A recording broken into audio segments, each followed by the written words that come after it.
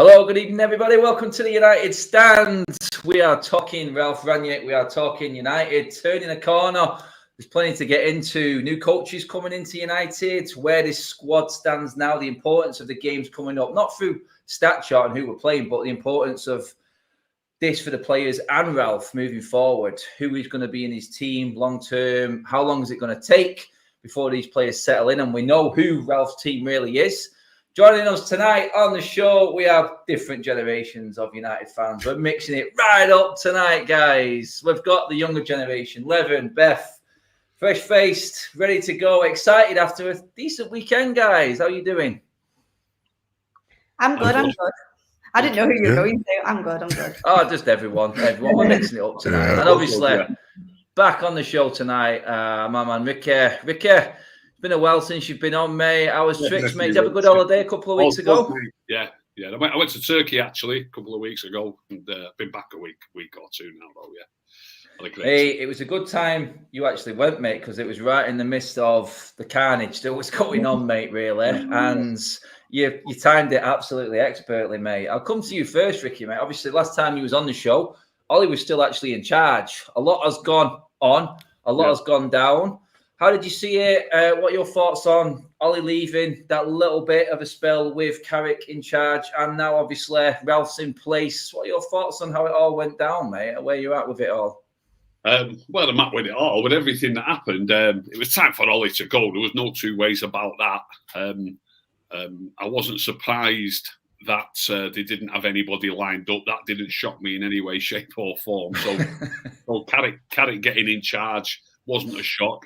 The first two games under Carrick, I wasn't disappointed at all.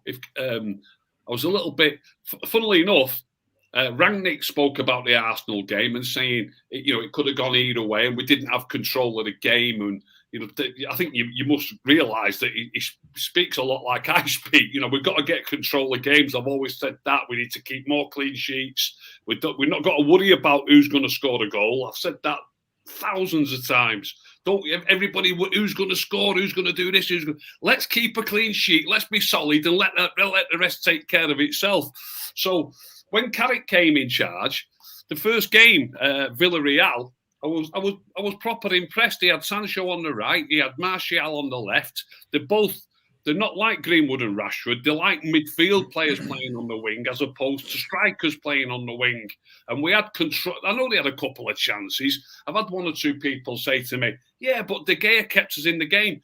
He might have made 2 or 3 good saves, but I was saying at the time, he also made 2 or 3 good saves against Liverpool when they scored 5. They could have had 9. When City scored 2, they could have had 6. Do you know what I mean? So it's much better keeping a clean sheet and only having to make 2 or 3 good saves, isn't it? Than needing to make, against Liverpool, he would have needed to have made 9 good saves to keep a clean sheet. Do you know what I mean? So we were more in control against Villarreal. I was proper impressed against Villarreal. Then the next game was Chelsea. He went at it in a different manner. He left Martial out. I think Sancho did. Yeah, Sancho did start, but he went with McTominay, Fred, and Matic all in the midfield. And I heard them say on TV, by the way, I didn't know this, and it did me head in, actually. I was surprised that he didn't tell us when that was, but they said on TV that it's only all of those 3 players have been there years. All of those 3 players. And it was the second, I was going to say the first then, it was only the second time away to Chelsea that all 3 of those players started in the same game. Only the second time. They didn't then go on to say when it happened last or who it was against, so I don't know when that was. Oh, you would have been disappointed with that, mate. You need more stats to back you up there, Rick. You know what? Ricky, mate. What I'm saying is, Carrick, against Villarreal, he had control of the game by going more defensive, i.e. he brought Sancho and Martial in, proper midfield players on the wing. Then against Chelsea, obviously we weren't in control of the game, but they played well defensively because he went more defensive. He had to do that. So I thought he did really well the first 2 games. Then comes the Arsenal game and he goes straight back to sort of what we've been doing before with Ronaldo up front. So, not saying he shouldn't be playing, by the way. Bruno at number 10, Rashford. And it was higgledy-piggledy. Okay, we won 3-2 in the end, but it was higgledy-piggledy. And the manager, Rangnick said that it himself. Was hit and miss. It could have gone anyway. So he does need, I felt Carrick was going in the right direction in the first 2 games, but I was disappointed with his 3rd game. Now Rangnick's coming. The first job he's got to do for me, well, he's already done the first job. He's got him defending better and defending further up the field better. Yep. But the next most important thing, possibly even the most important thing, is to realise who the better players are. There's 1 or 2 players who should be in his lineup. I think what he did, because he kept the exact same lineup. Usually when a new manager comes in, there's usually at least 1 change, and maybe even a surprise player might play. You know, when a new manager comes into a club, he picks a player that other managers haven't fancied. And I was a bit surprised at first that it was the exact same team as Thursday night.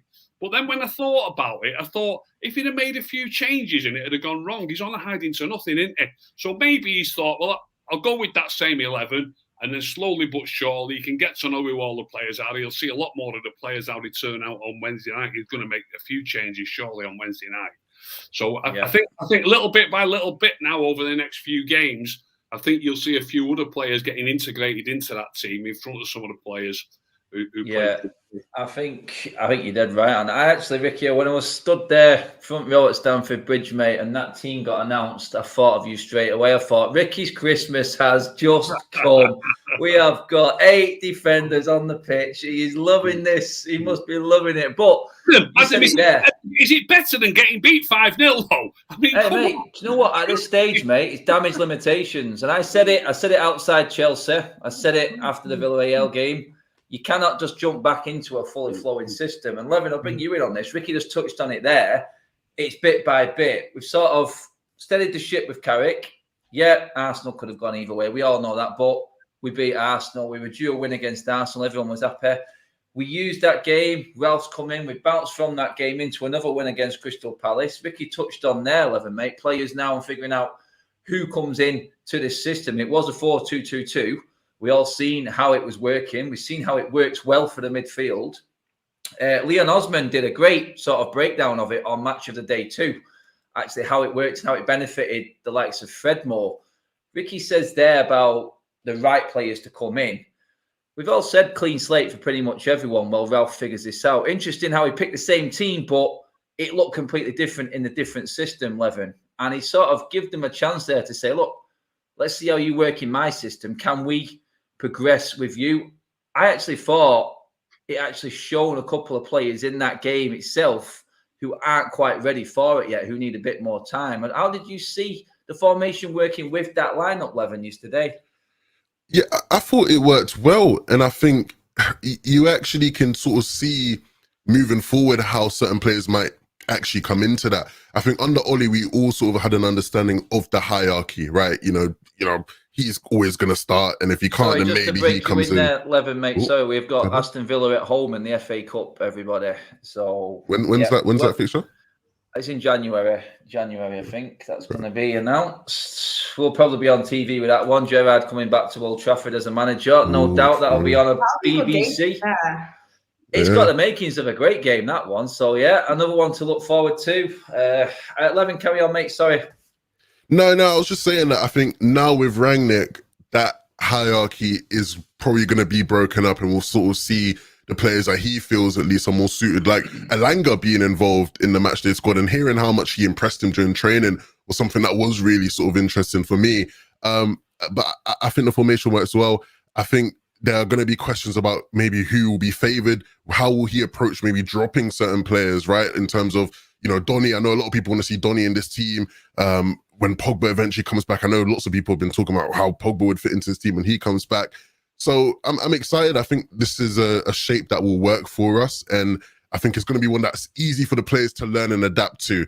I always at first thought he might even stick with a 4-2-3-1 just because the sort of groundwork is there and it's not too big of an adjustment for the players to sort of switch away. But you know, you've done a good job in that 4-2-2, and I think, you know, it'll be beneficial for us moving forward. Yeah, I mean, Beth, you've been to pretty much nearly all the home games this season. The vibe has been one of, it's been downbeat, let's be honest, Beth, hasn't it? It has. But yesterday, what I found and what a lot of people coming out the ground talking on the fan vlogs and off camera as well is one of positivity and the excitement of actually seeing a manager come out talking tactics, knowing what he's going to do, the plan, and actually seeing the players adapt very quickly. Like Levin said then, it was a surprise. And even Rangnick said it in his interview, how quickly they adapted. He didn't expect them to figure it that quick. But when you look at it, it did suit quite a lot of our players, didn't it, in that formation yesterday? I think it definitely did. And do you know what?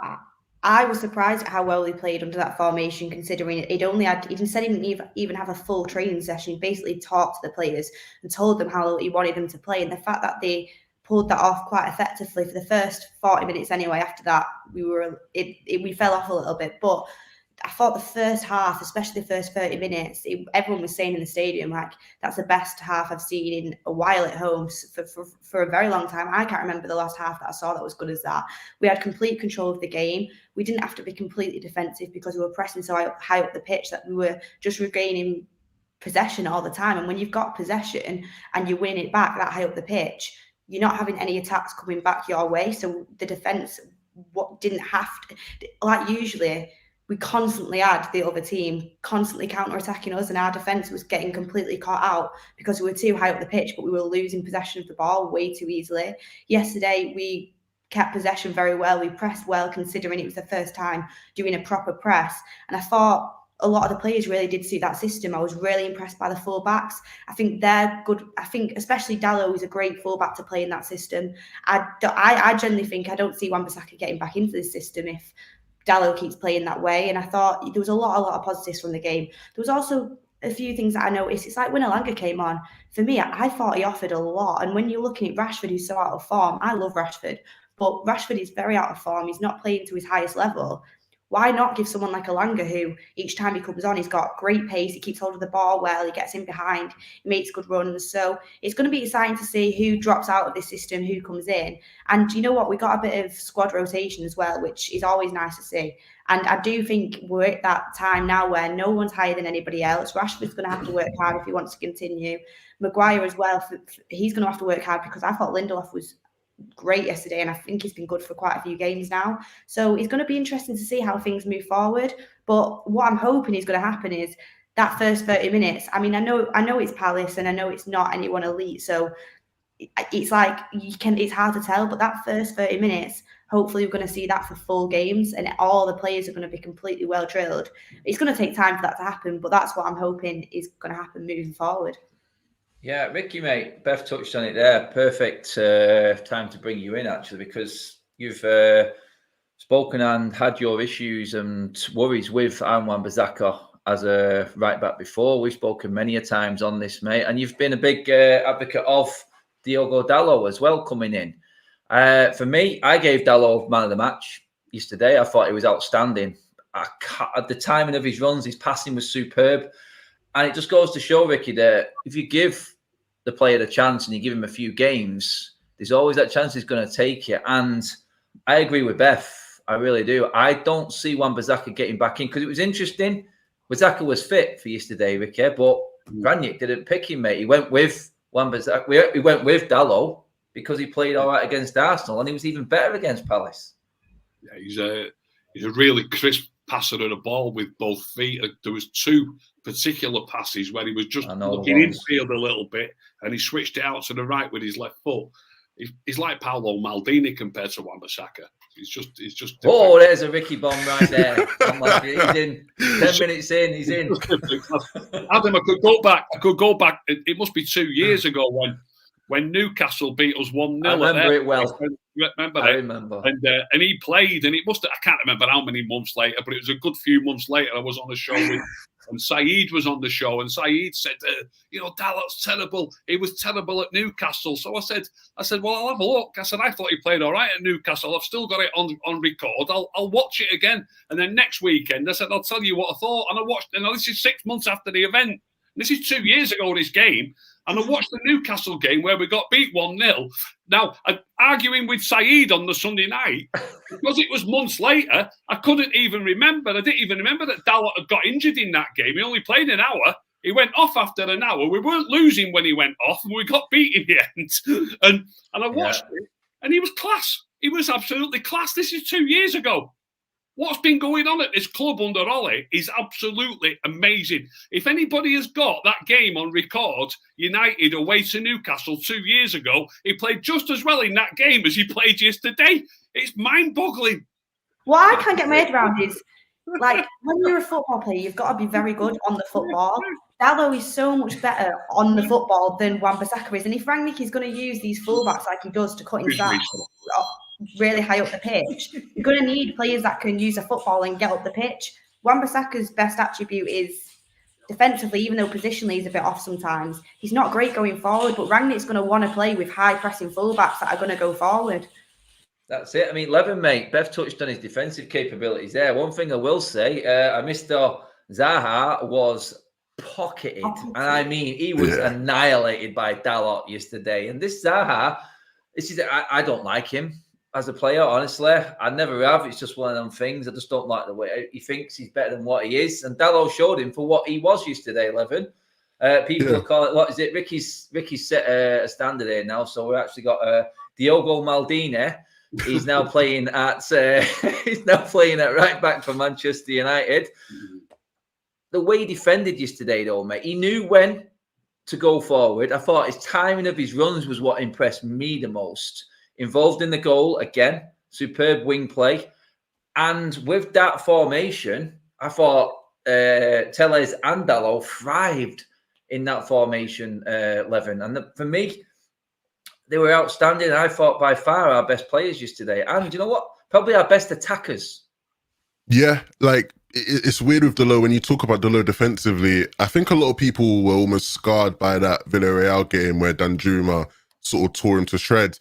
But the big thing I always said looking back at that game was ultimately he got put in 1v1 situations against Danjuma an insane amount. And any, competent manager with a good defensive structure just wouldn't allow that to happen.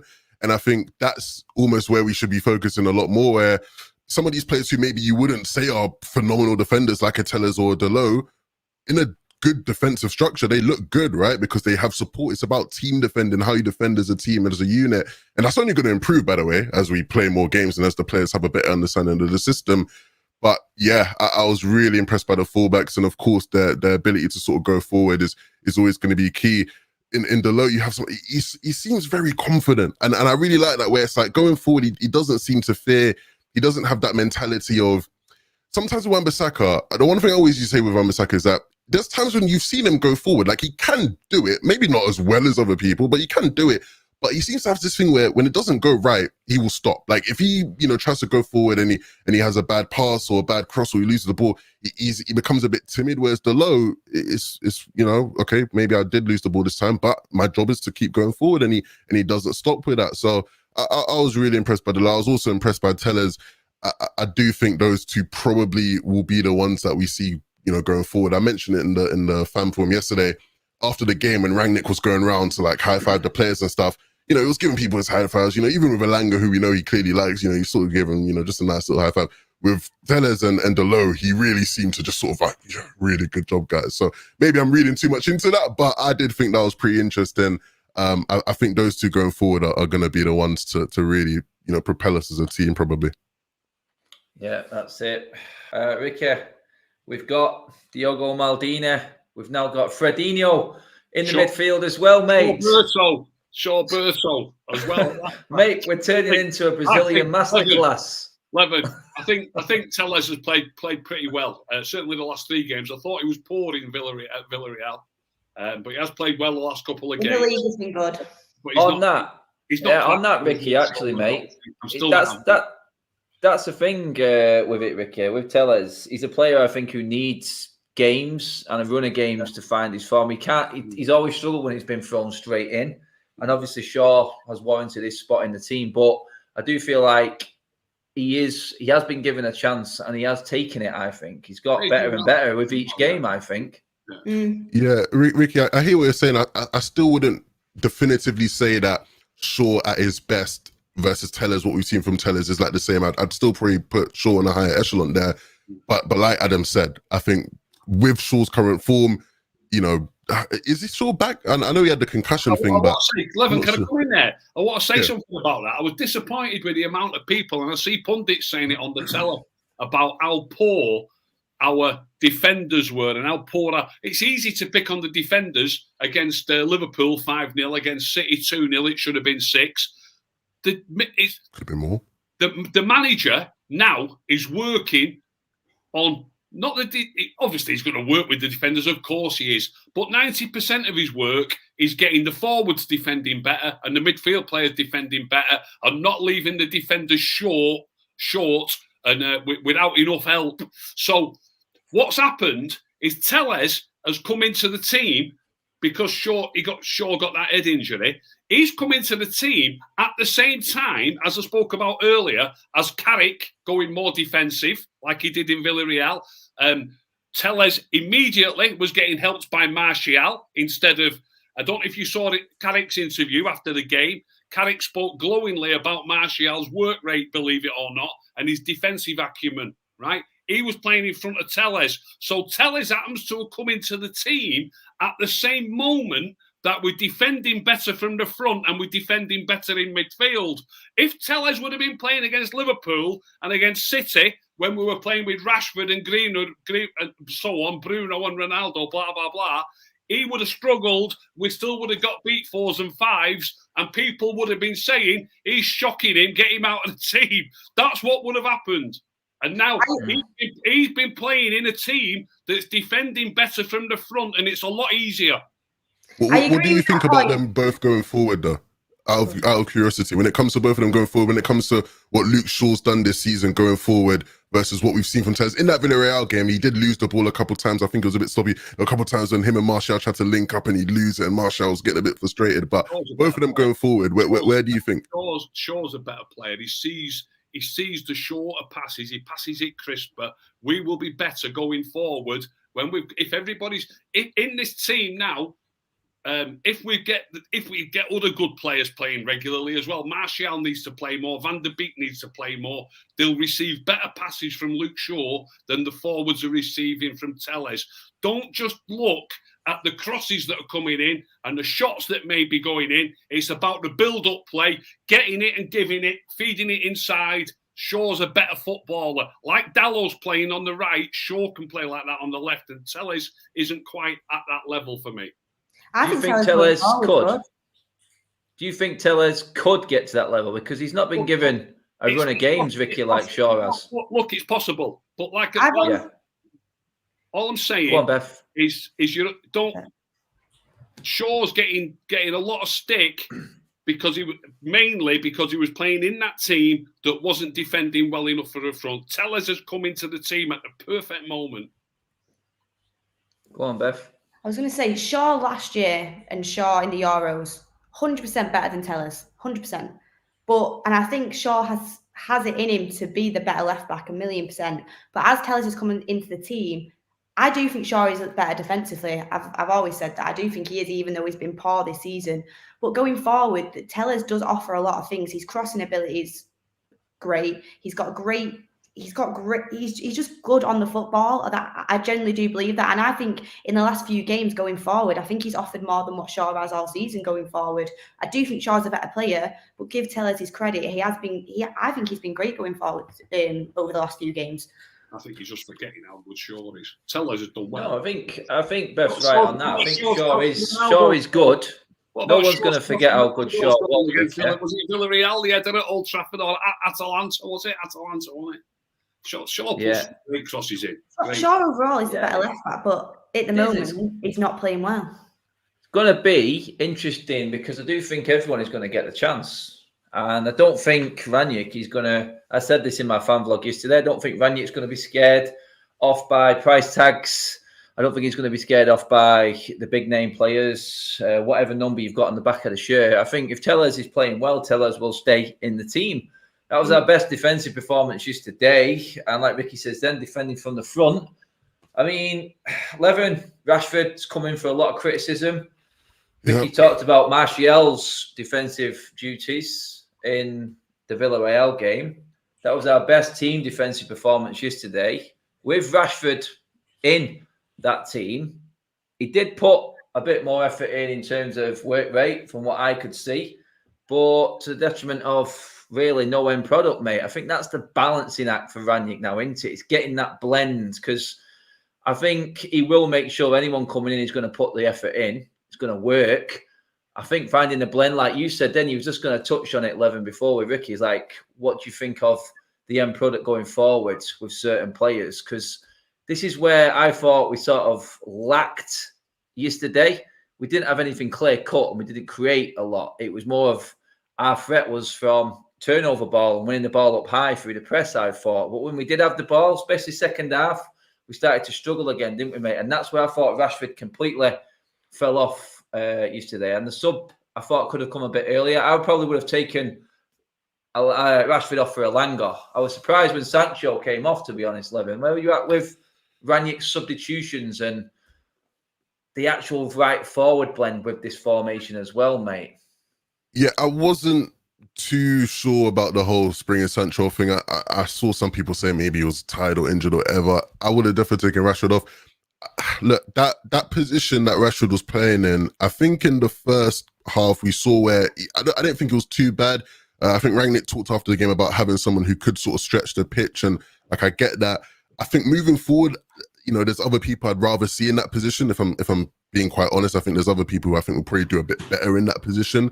You know, you look at what was going on that sort of left side of the pitch. This is part of why I think Fred was so great, is that he had so many passing options, right? Because he had Sancho on that side, Tellez was more advanced, Rashford was on that side, and Bruno actually was shifting over to the left quite a bit.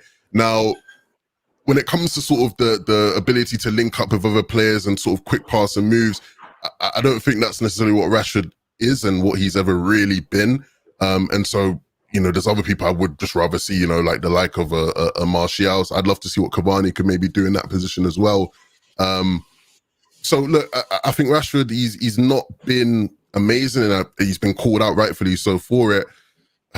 But like a lot of other players, I think right now, you're probably going to start to struggle to get into this team. Maybe Rangnick does just value having someone that can stretch the pitch in a way, you know, theoretically Rashford can, and so he'll continue to play him. But I don't know. I think he could, you know, have a real run for his money with some of the players who also will be hungry to play. Yeah, I mean, Beth, that forward line, for you, Cavani to come back, I thought Greenwood did well when he came on yesterday. Ricky talks about Greenwood keeping it simple, doing the easy things. I think he did that yesterday, and he was very effective. He set the goal up for Fred. He timed the ball nicely. There was no other options on. It wasn't forced. And I thought that move in particular, because second half, I think we were trying to force it a little bit too much, in my opinion. And that one moment there, it was like we switched on when Ayew missed that glorious chance for Palace. And the team just seemed to switch on for that next 10 minutes. And that was crucial because that's when the goal came. But Greenwood in there, we've got Cavani to come back. The options are there for that front two position. Is there anyone who could drop back, though, into the Bruno Sancho position of the two as well for you, who might work in there? I think Bruno and Sancho are a really good combination, that two. I think that's the two that we are going to see. I mean, he could possibly drop Martial back into there, but I mean, I like to see Bruno and Sancho there. I think they can build a really good partnership. I mean, you've still got Pogba to come back as well. He could easily move into that position. But in that front two, I get the Rashford thing, and I think Rashford on his day is a very good player, and he has good attributes like his pace, and that's what a lot of managers like. He does get into a team because of his pace and the fact he can stretch the pitch, the fact he's there on the counter. The only thing for me is recently in his form, he can't hold on to the ball that well at the moment. His decision making has been very poor, and you used to see him beat a man and kind of get into the box. A lot of the times now we're just seeing him like kind of run into the defender, and I'm like, oh, you could have just passed that off, or you know, he's just making the wrong decisions. And I think with all the competition that we have, he's going to have to step his game up if he wants to keep his place, because I think he could definitely keep his place if he does step his game up and he goes to that level that I think that he can do. But I mean, you've got Martial, you've got Ahmad, you've got Elanga, who looked good when he came on yesterday. You've got Cavani, you've got Greenwood. Greenwood for me as well when he came on yesterday. I agree with you. I thought he did well. He set up Fred.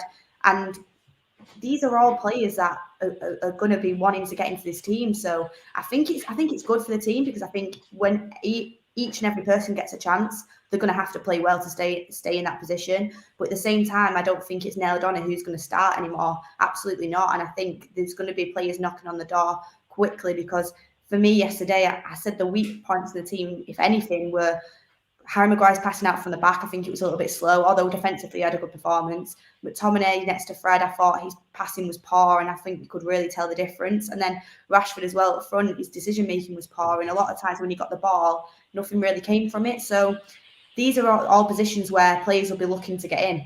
And I think with the amount of forwards we have, we're going to see a lot of chopping and changing. We're going to see people coming on as subs, trying to get the position in the team. And do you know what? It's exciting because everyone's going to have to step the game up. I mean, Ricky, we touched on the back line, touched on defensively. Forwards, the big conversation yesterday obviously was McFred again. Fred, for a lot of people, had the best game. Well, one of his best games yesterday. I mean, I can't argue with that. I mean, I thought he was better. So I wouldn't go as far as a lot of people are saying in terms of he was absolutely brilliant. But, I mean, McTominay, I thought yesterday was the one that was off, Ricky. I know you're an advocate of McTominay's. I thought his passing wasn't good enough yesterday. He seemed to be off and not quite as alive as he should be in that yesterday. In the end, I don't think any substitutions were going to help us in that department. It was getting to that stage of the game where you needed a little bit of defensive mindedness. But talk to me about that Fred and McTominay, mate. Is there another option for you with what we've got, mate? I know January's coming and possibilities are there, obviously. Is there another option for us in that two in front of the back four for you? Well, I think, I've been saying for a year or two that we've got to play two out of those three. I must have said it on these shows 100 times. McTominay, Fred and Matic. I've always said, and I'll stick with it, my favourite pairing will be McTominay and Matic. I thought they were both superb at Chelsea, and we got a 1-1 draw there. But obviously, you keep hearing it. I've been hearing it for 2 years or 3 years. Can Matic play 2 games in a week? If he couldn't play 2 games in a week 2 years ago, surely he can't now, because people have been saying it for a long time. I don't think Matic is going to be wanted under Ralph, to be honest with you. It's Perhaps not, Beth. But, he can't do anything about that until January. Adam's asking me, what can we do now? Yeah.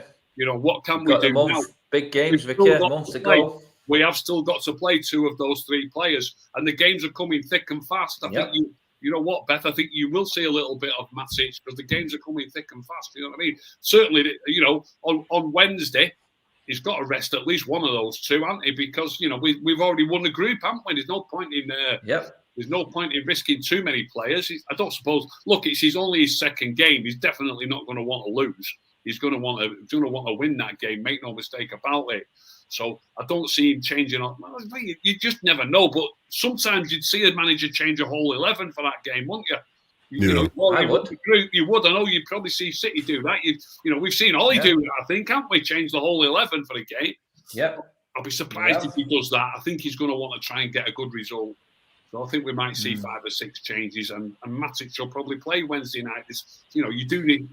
There is a role for him. Put it that way. You've got to definitely rotate. It's just was so thin in that position. But McTominay and Fred, I don't think are that great anyway. And then when you're going to have to play them near enough every game. There's a lot of games that you are going to have to rotate. But then when you look at your options, you look at it and you think maybe Van der Beek, possibly, but no one's 100% sure on that. And then Matic as well. But then people say Matic can't play a full game. He's not really going to be able to work under with the press that he wants to do. So it's hard. I think we need to get to January quickly, and you have to buy a midfielder in January. You have to.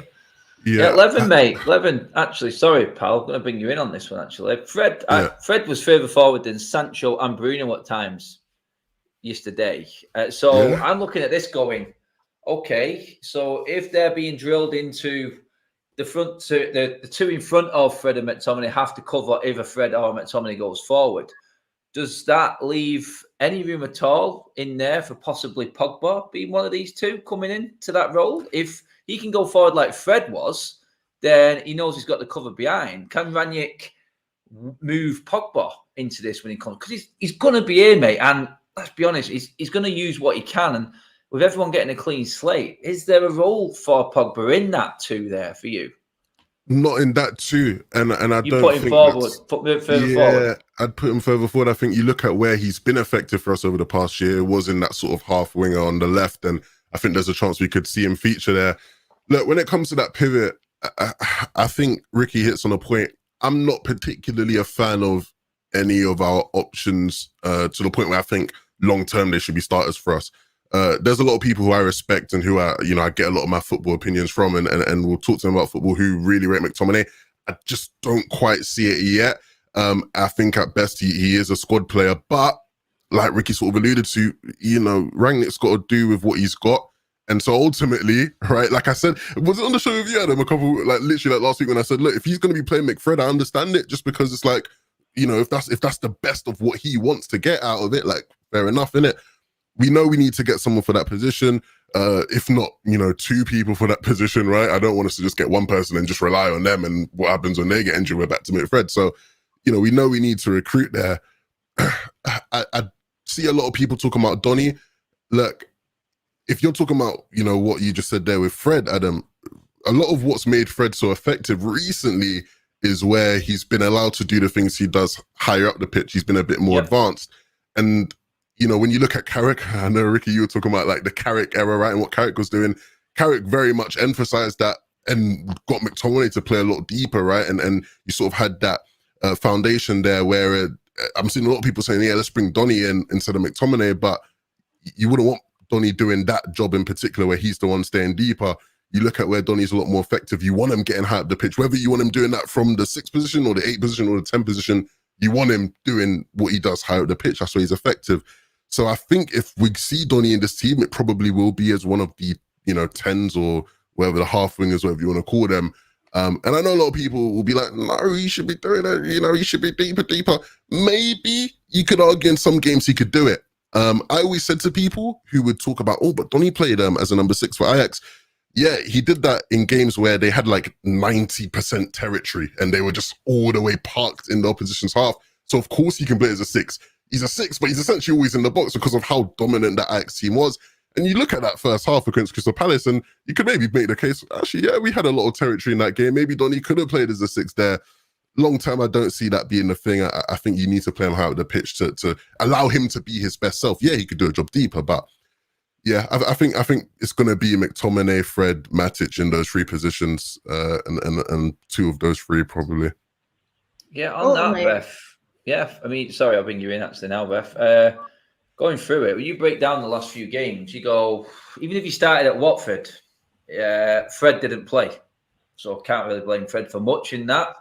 Ricky's right, midfield do have as much of a case to answer for in terms of defending as much as the defence. So Fred's not in that one. We go to Villarreal, involved in both goals.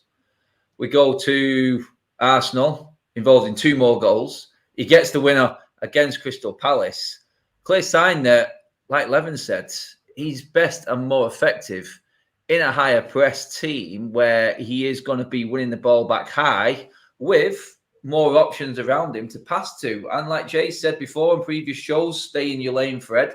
Win the ball, pass it to someone. Sharp, simple, let them do the business. And then on that occasion, Fred's free. He gets that moment. He scores a goal.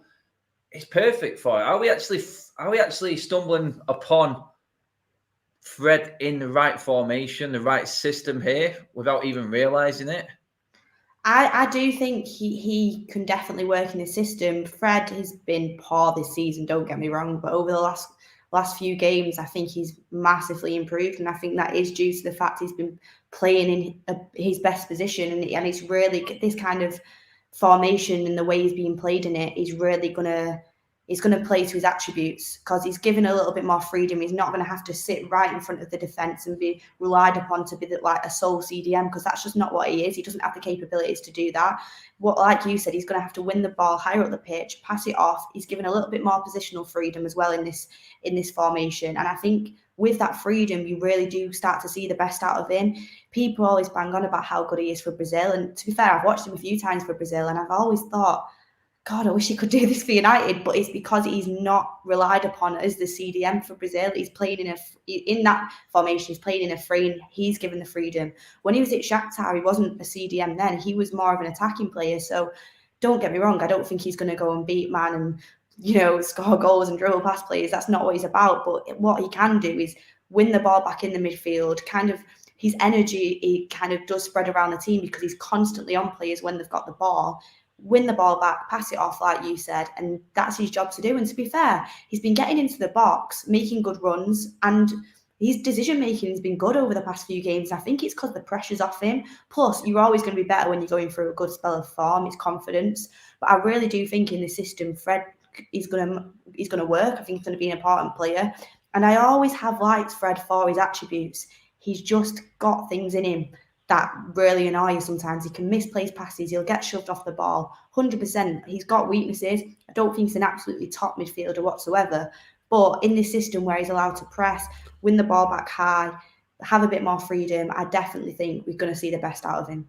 I don't want to be that guy that like is always like, yeah, I told you so. But I do recall telling people on this channel you did. multiple times when Fred was in bad form that one, it was bad form, and he was not this bad before. Like, this is clearly bad form. And two, if you get a player to do things that they're bad at, guess what? They're gonna look bad. Whereas if you allow them to do the things they're good at, they're probably gonna look good. And what's happened with Fred? He's out of bad form, and he's actually being played in a role where he can do the things he's good at. And all of a sudden, people are going, actually, yeah, Pastor Fred's not too bad. Just saying, you know. That's the thing. With a manager, you've got to get a system. I mean, he's always going to go with his system, but quite a few of our players are actually going to really suit it, and it's going to play to the best attributes. Yeah. When you were watching us under Ollie, I just didn't think he was playing to play his best attributes whatsoever, and I thought it was just so disorganised, and players didn't really look like they knew what they were doing. I know it's only been one game, but people looked so much more reassured of what the role was and what they were supposed to be doing, and that's mad how it was literally one training session it took for that to happen. Yeah, I mean, I can't remember that show 11, so I'm going to move on from that, mate. No, you probably did, mate. I might not have been there. But, Ricky, I mean, Fred, we've had many conversations about him, mate. We've banged heads together. Are you seeing improvement from him? Are you seeing enough to actually keep him in the team going forward right now? He's hot and cold, I think. Yeah, and even though he's playing a bit better than he used to play, and Levin just touched on the fact, or was it you? I think you that said it actually. That it was you. That he was involved in this goal, involved in that goal. Then he scores a goal. That can just, people take that as form. Look, I'm not saying he had a poor game yesterday, but you can score a goal and be terrible in a match. So people are saying he's got good form because he made a goal, because he scored a goal. I'm not saying he was shocking, but you could be shocking and still score a goal one week and make a goal the next week. So, his form is a bit better, and people think it's a lot better because he has scored and made a couple of goals. Well, that's what I thought about last game. I thought last game he was really good. Obviously against Crystal Palace, I thought he was great, but against Arsenal, even though he did contribute to a lot of the goals, I actually didn't think he played well in that game whatsoever. Nope. But that was one of the games that played play well for me. Well, everyone was saying he was man of the match because he assisted that goal. What he is best at is still what he's best at, I think. Putting out fires, covering ground, winning balls back. Like we just mentioned the games where he's made goals, but we drew at Chelsea in his lane, Ricky. We drew at Chelsea 1-1, where we were under it for most of the game. And you've not mentioned the Chelsea game. This backs up my point. You've not mentioned the Chelsea game because he didn't score or make a goal in the Chelsea game. I thought he was good in the Chelsea game. That was probably his best game. Yeah. He played better in the Chelsea game than he did in the Arsenal game, even though he got more goal contributions in that game. I get that. Yeah, defensively, we have been a lot better. It has been encouraging, besides the Arsenal game. But, I mean, moving forward, don't forget to smash a like on the video as well, guys, while you're in the room with us. Coach is coming in. Levin, I'm going to come to you this first, mate. Obviously, Chris Amas. I mean, I'm going to hold my hands up and say, I don't know a lot about the people coming in. Jesse Marsh, Sasha Lenz. I mean, guys, I really don't care. As long as Ralph likes them and they work for him, number twos, coaches, whatever it may be, fitness, as long as it works for the manager, mate, and that's what's important. And we've said this before Ralph came in, Levin, mate.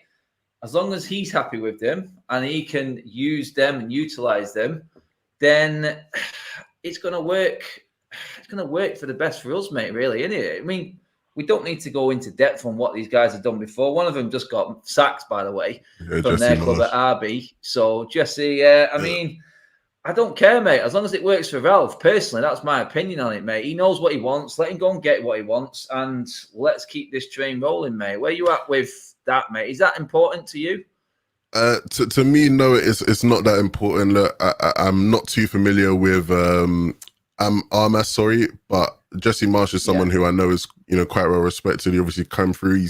It didn't work out for him at Leipzig, understandably. They lost a lot of key players.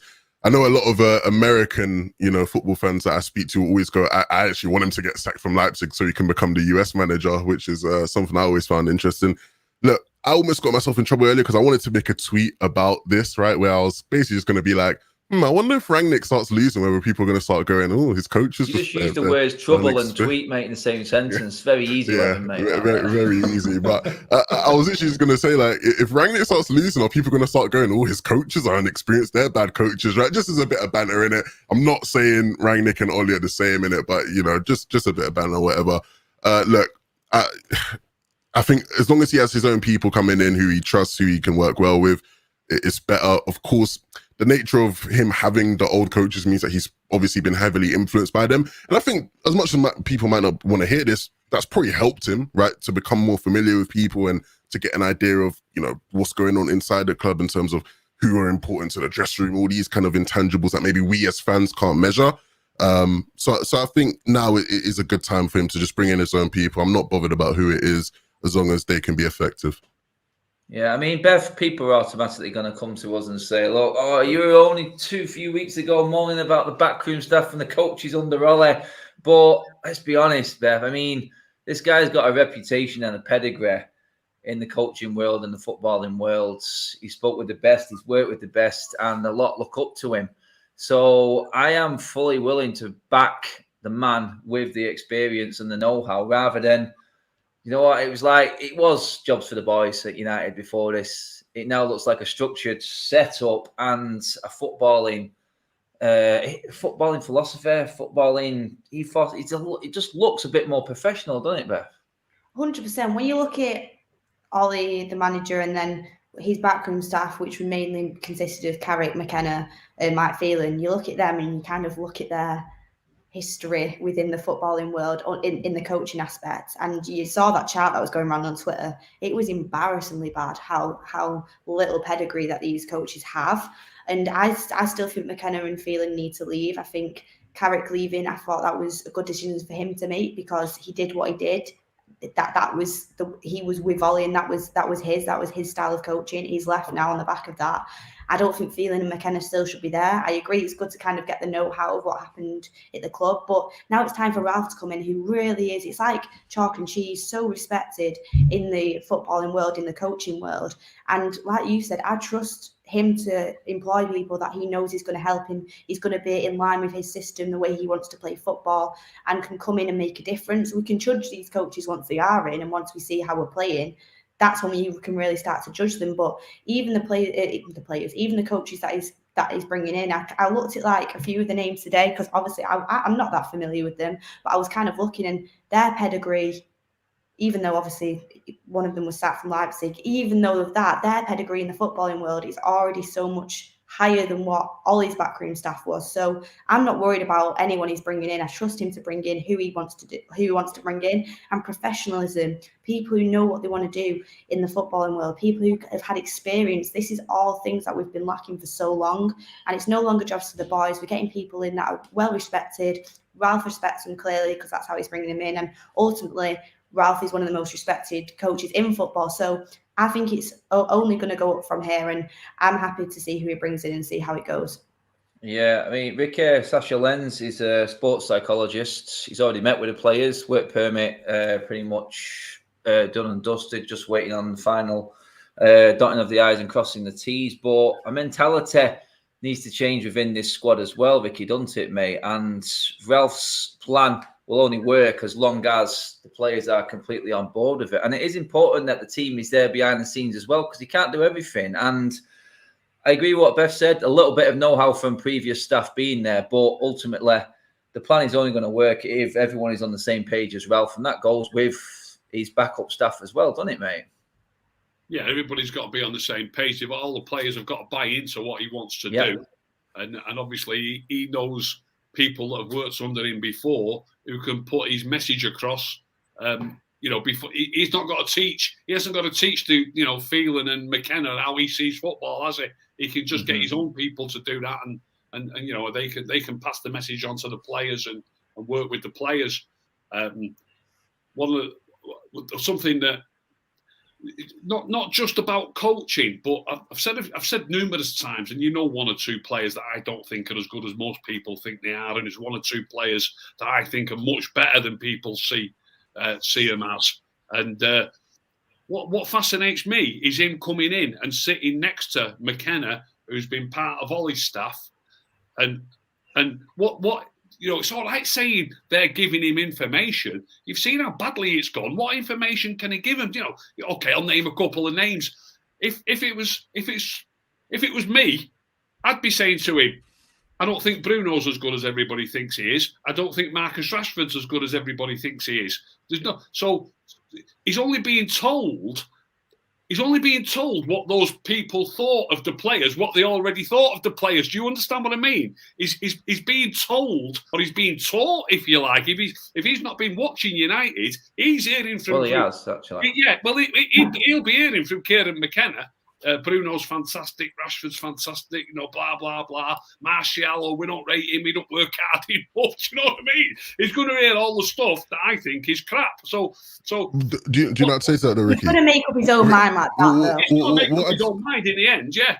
What I'd say to that, though, Ricky, is one, I think there's an element of truth to that. The big problem is that we can't be certain. I think one thing we can be certain about with those coaches is that they aren't good enough, right? Like, I think that's the one thing we can reach that conclusion, especially when we know how heavily Ollie lent on them and it just didn't work out.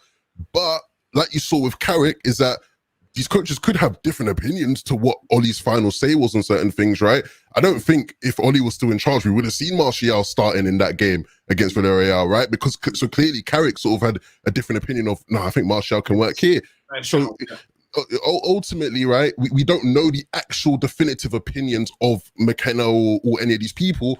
We know that they probably aren't good coaches, but McKenna might be telling him, McKenna might be saying to him, look, Ollie was playing Bruno a lot, but Bruno's not great here. Actually do this instead. You know what I mean? So we can't be certain on that, I think. On that, it's a fair point, that, Levin, mate, because he's going to look at the attributes that suit the system and suit the style as well. And let's be honest, Bruno, we know, puts more miles in than anyone on the pitch. A lot of the time you can argue it's wasted, but if you implement that into the right system, then that's where Rangnick will probably look at it and go, right, okay, I know that this guy is going to bust the gut no matter what, and I can move that and put that in. It's no coincidence that in his actual sort of heyday, or when he was really, his system was hitting top form or being recognised, was Timo Werner was his main man. You know what I mean? And we all know the output that Timo Werner is putting in at Chelsea right now. And stat-wise, Ricky will love this one. He's not great, but the guy works harder than anyone else on the pitch. And that was his go-to man at Leipzig. That was, Werner was his man. Do you know what I mean? And this is what he's going to look at. He's not so much going to look at stats.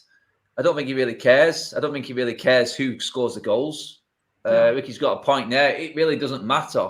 We should be spreading the goals around the whole team. There should be not one player who's bagging everything and we're so reliant on that. And I don't think we're going to see that now. I don't think we're going to see that under Rangnick. I do believe everyone is going to get a chance. It was absolutely brilliant that Elanga was second sub to come on. So 2 academy players in Greenwood and Elanga as the subs coming on. It just felt like, you know what? Elanga's had a good training session. That's not going to go unnoticed. So really now he's going to out the players. Because if you're working hard in training, you're going to get a shout on the pitch. And it's going to be quite clear very soon, and I think quickly with Rangnick, the ones who aren't willing to put in the work that he needs aren't going to be starting games and aren't going to be the ones coming on off the bench, first of all. I mean, Ahmad, Elanga, do you know what I mean? We could see Hannibal working in here, Shoretire. These are the guys I'm looking at going, Wednesday night is a great opportunity, 11, for him to test out a lot of the younger players and some of the so-called, well, it's not called reserves, but second string, you could say, 11. I think this week is ideal for him, isn't it? Yeah. Look, again, I think we sort of go back to what we were saying earlier. We don't know how many changes he'll make. And I think in an ideal world, he makes quite a few changes and you know, we get to see some of these players tested. You know, some might say, look, he might just want to play, you know, a similar sort of lineup just because he wants them to continue to improve and put in practice some of the sort of principles he's putting in place. I'd love to see some of these players get a chance because ultimately we're seeing that certain players' futures aren't necessarily guaranteed, or at least I think the fan base is starting to shift to where there was a point where you probably could never imagine Marcus Rashford playing for any other team. And this isn't me trying to sell Rashford, by the way, just to clarify. But clip, I think selling Rashford. That's what you're going to get now. You get people in chat going, what are you on about Rashford? But I think now there are more people in the fan base who probably do go, look, if Rashford doesn't step up, I don't really care whether he's in the team or not, right? Like, as an example. So with some of these young players we have coming through, yeah, like if you have Elanga, you know, sort of on your shoulder, breathing on your neck, like you can't slip up because these are players who have talent and who are definitely hungry to show it. I'm a really big fan of Ahmad. So trust me, I'll be happy to see Ahmad get opportunities in this team. I will not say no to that. So look, if Rangnick is going to come in and really sort of play players on merit and what he sees, that's good for us because we all know about the favoritism under Oli, where certain players who you could argue aren't even that great anyway would just get into the team because Oli, you know, didn't trust other players and didn't give other players a chance. I don't think we'll see much of that anymore. Yeah. I mean, Beth, I think Rangnick's going to rid United of that favouritism fan base tag because everyone's going to get a chance. And everyone I was speaking to, and I mean everyone who came out, there wasn't one player they would be bothered about if they were dropped next week because they know that Rangnick in charge, he's going to make sure he's going to work in the system. So if this player is not quite hitting it off or he's not quite on point, he's not going to be in that team. And not one fan was worried about that. And I think that's the direction it's going. It's sort of united the fan base a bit more. And everyone is just looking forward to putting this system in place and everyone being given a fair crack at the whip because Levin's right. Let's be honest. There were favourites, Beth. And I think that tag is, I think that's gone. I think that is going to go as well. That was one of the things that massively infuriated me under Oli, the favourites thing, the lack of squad rotation. And like even Elanga coming on, like we've all known for ages. We've said it before on the show that we've seen tiny bits of Elanga and we've seen how good of a player he is. He should have been getting more game time. Ahmad, someone who should have been getting more game time. Sancho at the start of the season should have been getting more game time. Martial, you could argue, should have been getting more game time. Like there's so many players you can say this about, and we under Oli every week it was the same team for near enough 90 minutes. The subs would come so late on, but like Oli wouldn't have made that change for Elanga to come on. Did it hurt anyone? No. I think give him a good chance for a run out. I think he came on when it was still 0-0, so we was really giving him a chance. And I think players as well need to know that managers got confidence in them, and that's a massive thing as well for players to improve and to go out onto the pitch and feel like they can express themselves, work in a system, but know that the manager trusts them to go out and do the job. A lot of them players wouldn't have felt Oli's trust in that because he was so reluctant to use them. So then no wonder when it came, the only times Oli did change it, it was like in the Carabao Cup when he put a full different team out, completely second string team. For me, that's not the way I think you should do it, because if you are looking to give players a chance to work in a system, you still need to have some like the baseline there. You can't just throw all the second string players together that haven't played in a while and kind of expect people to shine. Like you can, but you've seen it so many times before when players are put into that system and then, under the full second team, but then when they play with the first team, they look a lot better. So if I was Rangnick on, it's Wednesday night, isn't it, that we're playing? Yeah. If I was Rangnick on Wednesday night, I would make quite a few changes, especially in the forward line, but I would still keep a few things the same. I wouldn't completely change the whole 11. No, I mean, Ricky, for you, is there any young players, youth players, even players out on loan right now from the academy whose ears are pricking up, thinking, you know what, there is a shout here for me. There's a chance. Seeing Elanga come on.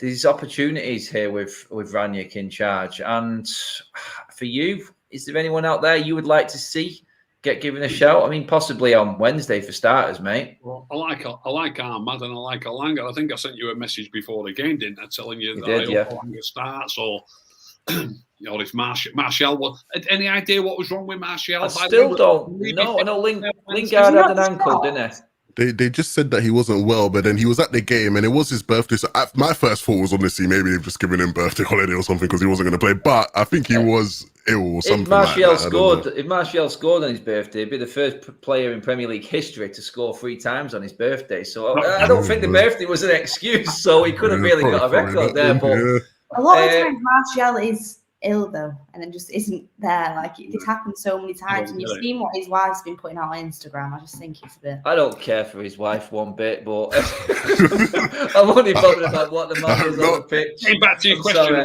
I'm a massive fan of Alanga. I thought Alanga was superb last season. He played against Leicester when we played a second string team. Great header. He played against Wolves. Wasn't it? Yeah, it was against Wolves, the header.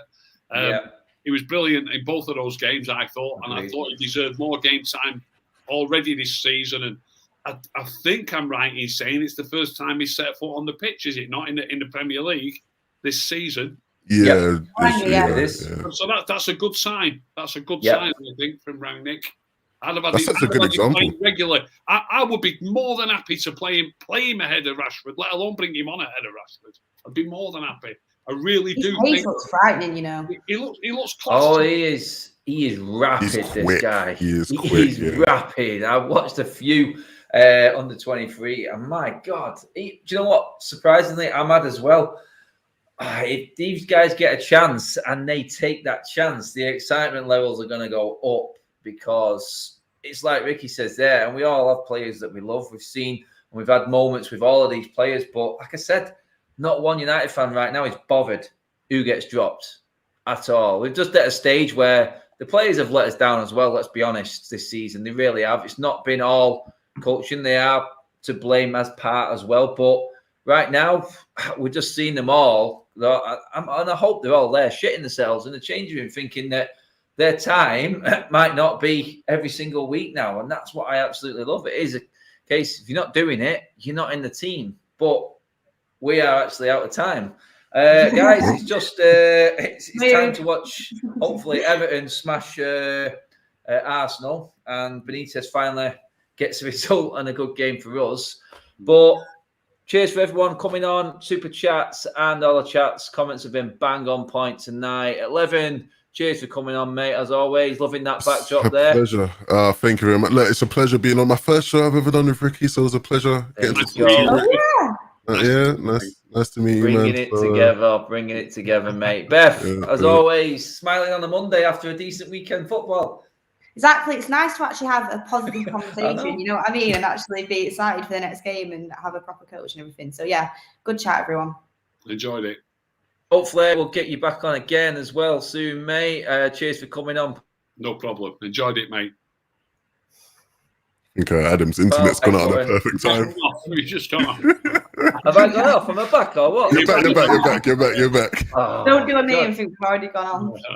Glitch. Guys, cheers for tuning in. Don't forget, smash the like button, subscribe to the United Stand, and stay tuned this week for all content coming up. Loads of shows coming up. And again, match day Wednesday, match day Saturday, busy time. And hopefully United will be somewhere closer to that top 4, even in it, by the time Christmas comes. Guys, for now, though, cheers for watching.